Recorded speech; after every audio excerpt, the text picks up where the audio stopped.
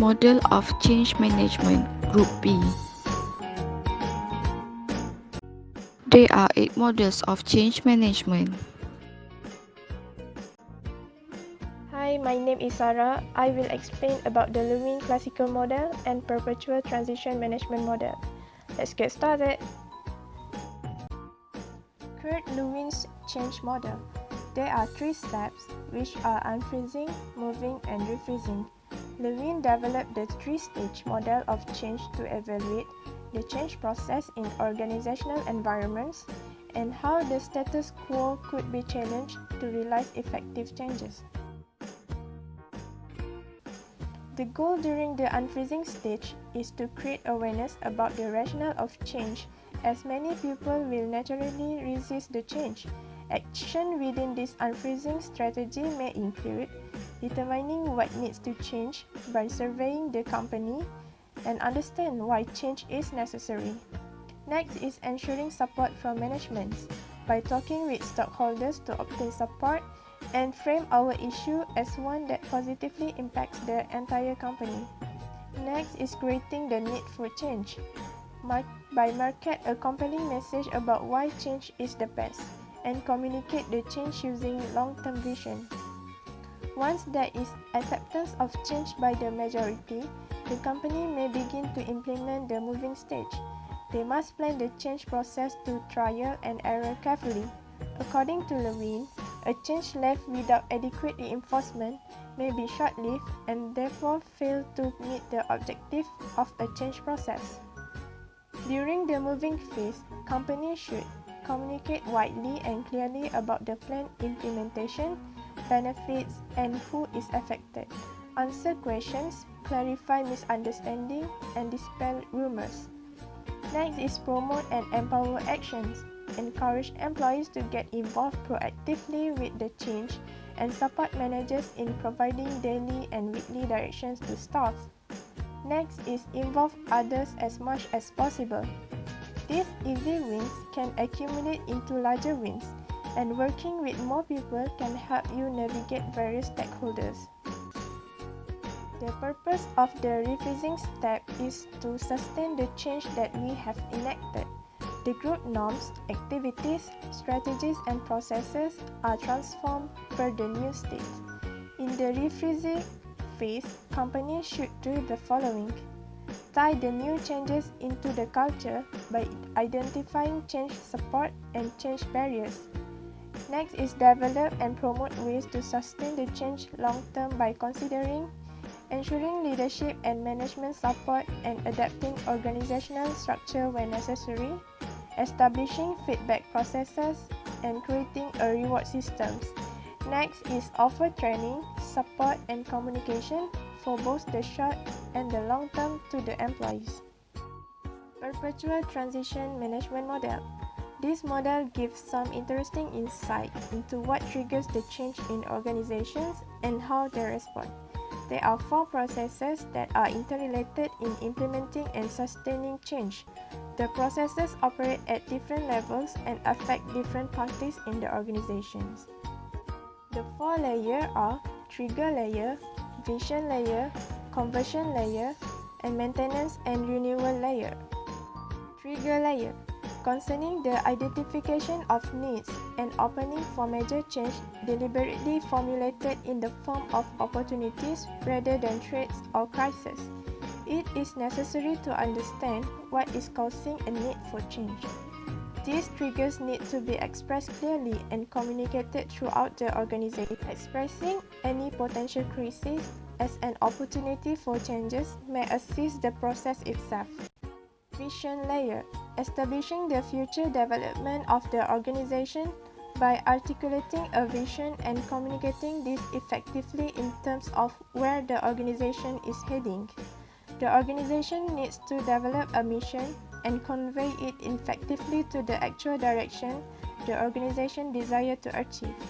Convey the information by sharing awareness and understanding of the new visions and the desired organizational goals.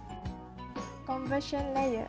Setting out to mobilize support in the organization for the new vision as the most appropriate method for dealing with the triggers of change. those who have to work through the change process need to be converted to the ideas and concepts and own them.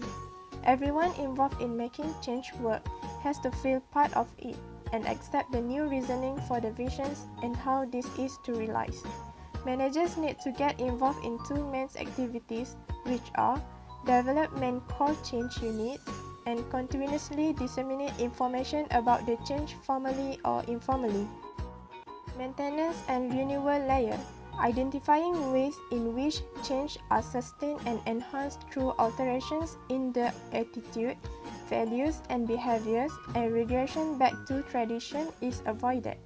Avoid regression back to tradition and sustain and increase trustworthiness. Hi, my name is MIRZA. Today I will present about 6-block organizational model and 7S framework model. Let's get started. 6-block organizational model. This model was developed by Marvin Wisbot in 1976. It is to assess the functioning of organizations. OD practitioners still widely use this model as a systematic approach for analyzing relationships between variables which influence how an organization is managed. This model outlines 6 possible areas of investigation to look into when looking to find areas where the organization is not functioning as efficiently as it could.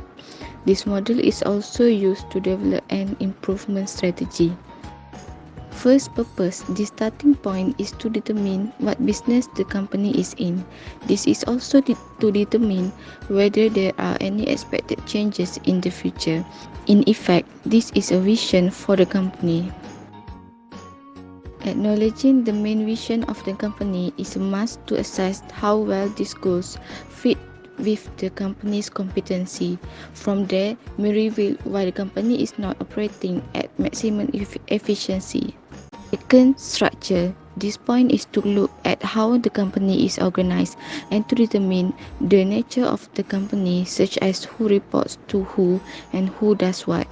This can be aligned with the process of the company to determine how well they are being supported. Third, relationships. This point is the relationships between people within and outside the company. This explores team dynamic, communication, and collaboration occurring within and outside the organization. Lack of communication between different departments is often an invisible cause of many issues. Plus, the relationship within an organization and with the customer and suppliers are vital to its success. 4. Rewards.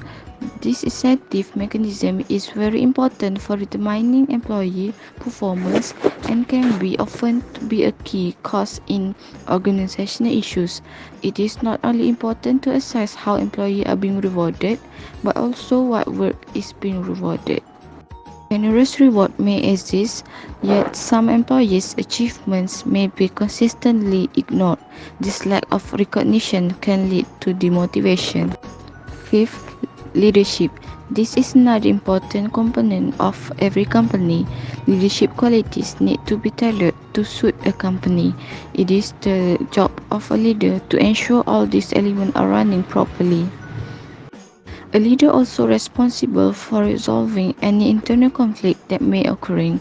Wisbot suggests asking who these leaders in the organization are, how they are got there, and how effective they are at the tasks they are responsible for.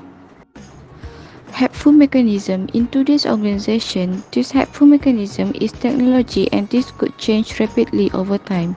It assessing the communication pathway, policies and procedures and planning, budgeting and controlling system for organizational process can often reveal areas of inefficiency.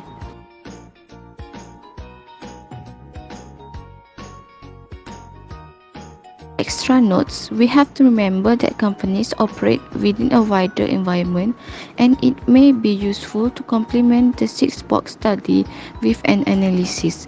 This model is not going to solve all of your organizational issues, but it is an excellent tool for starting the process of change. The 7S framework model. This model was developed by McKinsey and also known as McKinsey 7S model. This model is a framework to help you assess 7 key elements of your business that need to change or be aligned in order to be successful. The orange box is categorized as hard element and the blue box categorized as soft element. Hard elements are relatively easy to identify and management can influence them directly. Soft element can be harder to describe, less tangible and more influenced by company culture.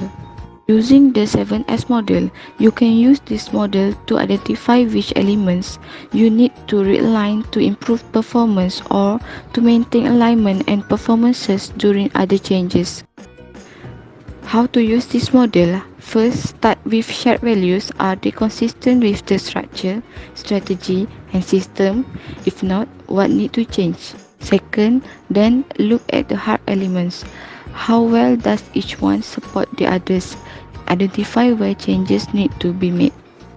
Next, look at the soft elements. Do they support the desired hard elements? Do they support one another? If not, what needs to change? 4. As you adjust and align the elements, you will need to go through the adjustment process, analyzing how that impacts other elements. Extra note, the interconnection of this element is vital to the success of change. Hello, my name is IEZAN. Today, I will present about STAR model and congruence model. Let's get started. Next is STAR model. It was developed by J. Galbraith. The model argues that strategy, structure, processes, rewards, and people practices need to be in alignment for an organization to be effective. The misalignment of any of these 5 factors is considered to produce ineffective performance. The elements of STAR model are: first is strategy. It plays a dominant role because if the strategy is not clear, then there is no basis for making other design decisions. Second is structure, which defined as the formal authority relationships and grouping of activities. Third, processes and lateral capability concern the formal and informal systems that coordinate the organization's activities. Fourth, reward systems that relate how performance is measured and compensated in ways that align individual actions to organizational objectives. Fifth is people practices, which concern the organization's human resource policies and practices such as selection, training and development, and performance management. Model is congruent model. It's an open system model developed by David A. Nadler and Michael L. Tuchman. It's a powerful tool for identifying the root causes of performance issues and how you might fix them. It is also based on the principle that the effectiveness of a team or organization is when the work, the people who do it, the organizational structure, and the culture are congruent or fit together. When there is incongruence or a poor fit between these 4 critical elements, problems will arise. Conceptualize organization as a transformation process which influenced by the context where the strategy is formulated and the output is then the performance of the organization. Hi, my name is NURIL. I will discuss on Burke-Ludwig model and 4-frame model. Let's get started. Burke-Ludwig model focus on understand an organization component parts and reveal what area of the business are affected and how they are interrelated. It does not make any change to the critical factor. Also, useful tools for identifying the relevant factor and how they are interact with one another when a change process is occurring or being planned for. As you guys can see now, this is the Burke-Lewin change model diagram. The beginning and end of the process, which is yellow box, represent the input to the organization. On the top of it, external environment. This factor represent any forces or conditions outside of the organization that will affect its processes. An example could be consumer behavior or marketplace condition. On the below of the process, which is individual and organization performance. This factor is the overall output of the organization. This can be represented in many different ways, commonly turnover, productivity, customer satisfaction. Next is transformational factor, which is purple boxes in the diagram. These factors are deeply processes and characteristics of the organization. Any change that occur to this factor will have substantial consequences to the rest of the organization. This factor will be more strongly affected by the external environment and will also have the strongest influences on transactional factor. This transformational factor involved with mission and strategy, leadership, organization culture. In the diagram, leadership means that the author states this factor provide direction to the rest of the organization. Individuals in leadership position are responsible for developing a vision and motivating the rest of the organization to achieve it. And also, mission and strategy. This factor describe the purpose of the organization and also the processes for how it will be achieved. Organization culture represent the norms and value of the organization. They will be less formal than the mission and strategy, but will still exist implicitly throughout the organization. Transactional factor, which is pink boxes in the diagram. This is referred to day-to-day operation within the organization. These factors are strongly affected by management rather than leadership. Transactional factor involved with 7 elements, which is management practices, structure, system, work unit climate, motivation, task recruitment and individual skill or abilities, individual needs and value. The first element is management practices, which is behavior and activity of managers usually aligned to carry out the overall strategy. Second is structure. This means the breakdown of the organization, like example, hierarchy, department, reporting channels. This element is system, policy and procedures. These are the mechanisms put in place to help and support employees. These may be legal system or reward system. Work unit climate represent the team working environment. For example, how well team members cooperate, how comfortable individuals feel impressing themselves, or how well goals are set and rewarded. Motivation is the setting of goals to inspire and direct employees. After that, task recruitment and individual skills or abilities. Matching the job description with the expertise of an employee. An experienced, high-level employee may still struggle to adapt new technologies. For example, individual needs and values. The employees will expect certain demands such as pay, work-life balance, responsibility that to be met in their role. For frame model, it is created to help guide leader in correctly understanding and dealing with the various forces that can influence a change in organization by framing them into 4 categories, such as structural frame, human resource frame, political frame, and symbolic frame. These 4 categories can be an important tool for leaders, but it is limited because only made to get a part of overall dealing with a change. First category is structural frame.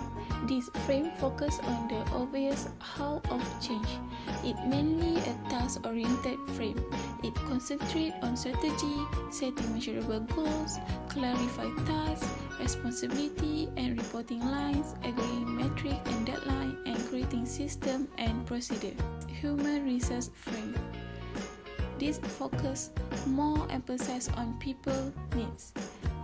This frame focus on giving employee the powers and opportunities to perform their job well, while at the same time addressing their needs for human contact, personal growth, and job satisfaction. Is political frame. This frame focus on the problem of individual and interest group having sometimes conflict that often hidden agendas, especially at time when budget are limited and the organization has to make difficult choices. In this frame, you will see constellation building, conflict resolution work, and power-based building to support the leader initiative. The final category is symbolic frame. It addresses people's needs for a sense of purpose and meaning in their work. It focuses on inspiring people by making the organization direction feel significant and distinctive. That's all from us. Thank you.